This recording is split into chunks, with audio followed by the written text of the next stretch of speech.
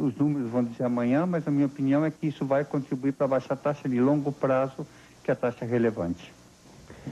A investigação do assassinato do prefeito de Santo André, Celso Daniel, que era do PT, abriu uma crise federal entre o governo e o Ministério Público. Reacendeu o debate sobre a Lei da Mordaça, uma lei que foi proposta no final do governo Fernando Henrique, que proibiria o Ministério Público de divulgar informações sobre processos ainda em andamento. O PT, na época, foi contra. Agora, com a morte de Celso Daniel, a posição do partido pode mudar. O estopim da mudança, e aí, consequentemente, o estopim dessa crise também, foi uma informação meio truncada de que um deputado do PT, Luiz Eduardo Greenhalgh, teria torturado uma testemunha para confessar o assassinato do prefeito. Greenhalgh, naturalmente, nega tudo, mas o vazamento da informação é atribuído ao Ministério Público de São Paulo. O ministro José Dirceu, face a tudo isso, sustenta a necessidade do controle externo do Ministério Público. Em nosso estúdio, o presidente do PT no Espírito Santo, ex-deputado João Coser. Junto com ele, o subprocurador-geral de Justiça, José Marçal Assi. Presidente do PT, João Coser, bom dia, hein? Tiago. Olha, eu queria que o senhor colocasse exatamente com clareza a posição do PT nisso tudo. Enfim, o que o ministro Dirceu pensa, o que o partido quer? Na prática, o Partido dos Trabalhadores sempre defendeu de forma ardorosa a autonomia do Ministério Público, o fortalecimento do Ministério Público, tanto estadual quanto federal. Já na Constituição de 88, o Partido dos Trabalhadores foi quem mais defendeu, de fato, a instituição fortalecida. Agora, na prática, o controle externo, o controle das instituições defendidas no Poder Judiciário é natural. O Ministério Público é quem nos representa, quem representa a sociedade. Acima dele, só a própria sociedade. Portanto, quando nós defendemos o controle do Poder Judiciário, não tem nenhum demérito a esta defesa. Quando também se quer o controle de uma instituição como o Ministério Público, é porque a sociedade tem que estar acima das instituições. No caso específico aqui, aí eu acho que tem um desvio mesmo, nós estamos fazendo uma crítica pontual a uma atitude que aconteceu, um processo tramitando em segredo de justiça. Aí sai uma denúncia que um advogado tivesse torturado Luiz Eduardo Greenhalgh, que é um defensor dos direitos humanos, é uma pessoa que defendeu Lula, defendeu presos políticos, lideranças populares de igrejas. Absurdo isso. Primeiro, a notícia já é um absurdo por si só. Segundo, que essa foi a única parte que saiu do processo e foi dada publicidade. Possivelmente com o intuito de atingir ou o deputado, hoje deputado advogado, ou o próprio Partido dos Trabalhadores, por estar exercendo o poder.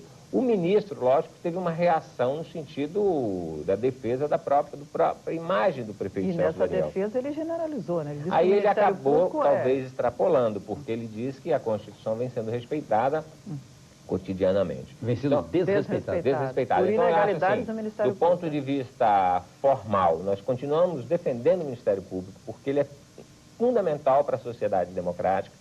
Ele que denuncia atos de improbidade administrativa, de comportamento indevido dos agentes públicos, principalmente empresários também, mas nós precisamos ter um controle, porque o ato de um cidadão pode comprometer a imagem da própria instituição. Então, quer dizer, a posição do partido clara é a seguinte: enquanto o processo estiver sendo investigado, quer dizer, os casos estiverem sendo investigados, não se fala nada para a população? Na prática, isso já é a legislação. Este processo que tramita em segredo de justiça, ele não poderia ter nenhum ato divulgado fora daqueles atos formais do processo. Mas o PT não era contra isso? O PT era e o PT continua sendo contra a lei da mordaça. A lei da mordaça. Continuaremos sendo contra. O que aconteceu aqui é um fato isolado, um processo específico que tramita em segredo de justiça, que é diferente dos processos normais.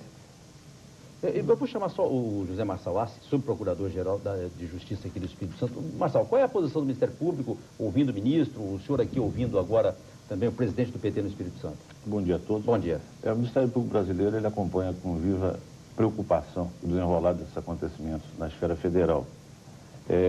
Quer a ressuscitação da lei da mordaça, mesmo a sua rediscussão, que começou no final do governo Fernando Henrique, quer mesmo o controle externo, são assuntos que, ao nosso ver, fogem à expectativa do momento histórico que vive o Ministério Público brasileiro. O Ministério Público de avanço, de trabalho na vertente social, e isso em nada contribui para o aperfeiçoamento das instituições democráticas. Então, nós vivemos um Estado democrático de direito e temos que examinar a questão sobre duas óticas que eu reputo importantes. Primeiro, o direito à informação. Todo cidadão e cidadã tem direito à informação. 2, a preservação da intimidade, da honra das pessoas. Então, todo o processo investigatório, por natureza, ele é sigiloso.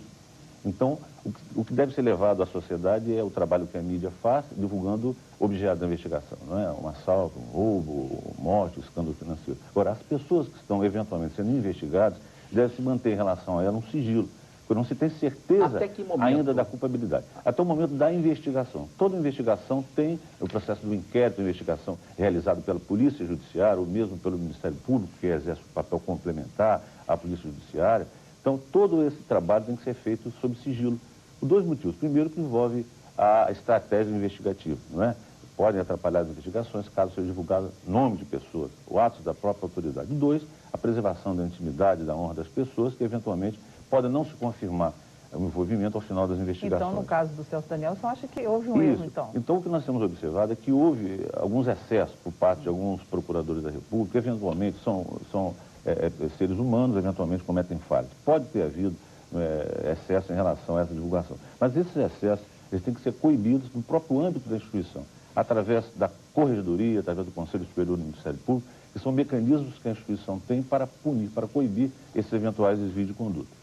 Porque eu acho que ainda algo que ainda não ficou exatamente claro é o seguinte: enquanto está sendo investigado, não se informa nada à população? Só se informa do fato que está sendo investigado. Né? Sim, mas as pessoas não. Nome não. Muito bem. Em que momento que se pode informar para a população? Isso. A partir do momento que o Ministério Público ingressa no Judiciário com a denúncia, o oferecimento da denúncia, esta é recebida pelo juiz ou pelo desembargador e pelo órgão do Poder Judiciário, a partir daí a ação torna-se pública.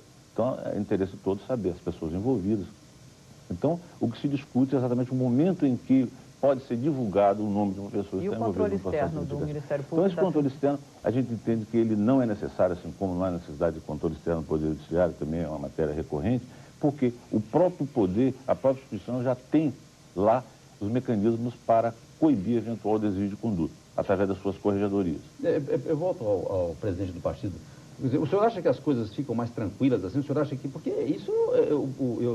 há declarações hoje de José Dirceu, quando se foi proposto aí, ou proposta na lei da mordaça, que ele falava, o que se quer, isso era no governo Fernando Henrique, é preservar muita gente fazendo coisa errada. Quer dizer, o partido tinha uma posição muito clara contra. A nossa posição continua a mesma, Abdo. O que acontece é o seguinte: o PT sempre defendeu o controle externo. Então, nós temos uma diferença de posição.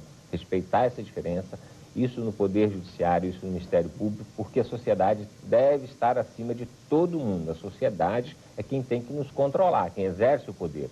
Então, isso é uma diferença política, institucional do PT.